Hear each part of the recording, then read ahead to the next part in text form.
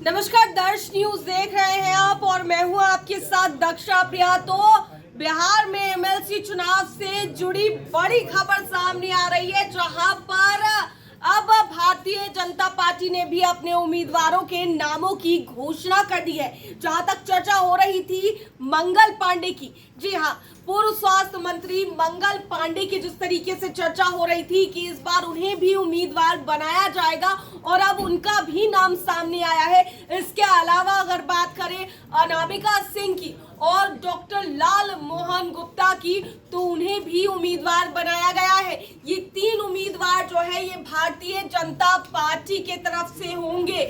राष्ट्रीय प्रवक्ता संजय मयूख ने इसकी जानकारी दी है और साफ तौर से इसकी सूची जारी कर दी गई है कि अब एमएलसी चुनाव जो होने वाले हैं उसमें कौन कौन उम्मीदवार होने वाले हैं, इसके नामों की घोषणा कर दी गई है। इसके अलावा शहनवाज हुसैन के नाम की चर्चा भी जोरों पर थी। लगातार कहा यह जा रहा था कि इस चुनाव में शहनवाज हुसैन को भी भारतीय जनता पार्टी की तरफ से उम्मीदवार बनाया जा सकता है, लेकिन बीजेपी ने शहनवाज हुसैन का पत्ता काट दिया है। इसके अलावा अगर झारखंड की बात करें तो झारखंड में भी प्रदीप वर्मा को एमएलसी चुनाव के लिए उम्मीदवार बनाया गया है और ऐसे में अब जो इस वक्त की बड़ी खबर सामने आ रही है एमएलसी चुनाव से जुड़ी, वो यही है कि अब भारतीय जनता पार्टी ने एमएलसी चुनाव के लिए तीन नामों की घोषणा कर दी है और तीन उम्मीदवार जो होंगे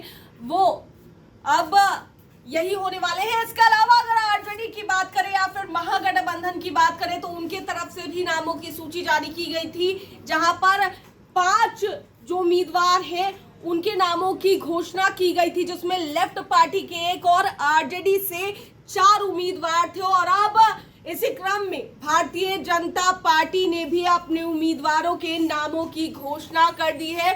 3 उम्मीदवार हैं, जिसमें से पूर्व स्वास्थ्य मंत्री मंगल पांडे, अनामिका सिंह और डॉक्टर लाल मोहन गुप्ता के नामों की घोषणा की गई है। तो इस वक्त की बड़ी खबर यही है कि भारतीय जनता पार्टी ने एमएलसी चुनाव के लिए अपने उम्मीदवारों के नामों की घोषणा कर दी है। दर्श न्यूज में फिलहाल के लिए इतना ही। बने रहिए हमारे साथ देश और दुनिया की तमाम खबरों के लिए।